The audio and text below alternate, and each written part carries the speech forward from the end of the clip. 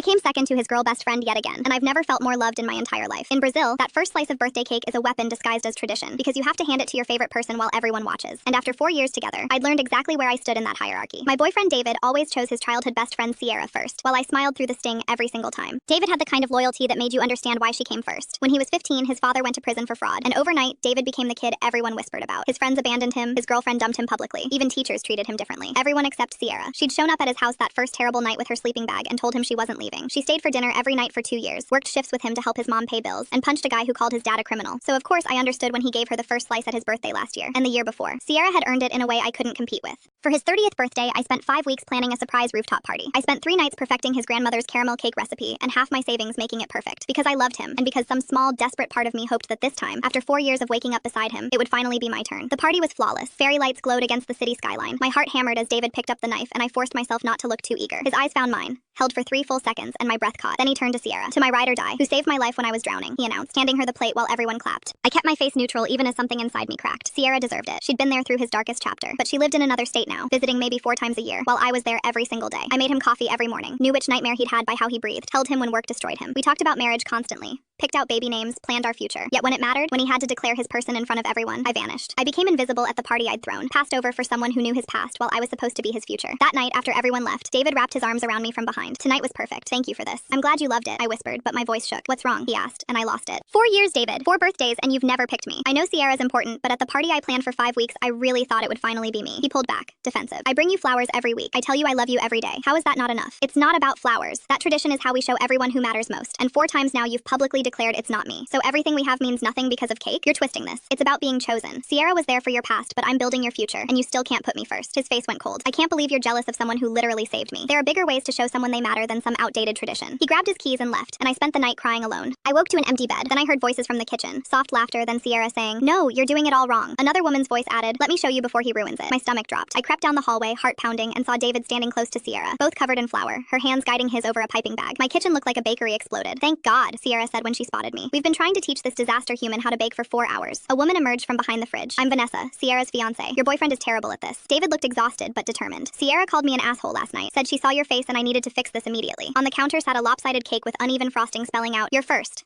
in shaky letters. He cut a piece and held it out to me. "Remember when I said there were bigger ways to show someone they matter?" He pulled a velvet box from his pocket. "I've had this ring for 3 months, but you taught me last night. Some declarations need to be made in the ways that matter to the person you love." He dropped to one knee in our destroyed kitchen while Sierra held up her phone, recording. "You've been first in my heart since year 1. I was just too stubborn to show it the way you needed. So let me say it publicly. Officially. You're my first choice. Will you marry me?" I said yes through tears and bit into his disaster of a cake, which tasted terrible but felt perfect because finally I was. Subscribe.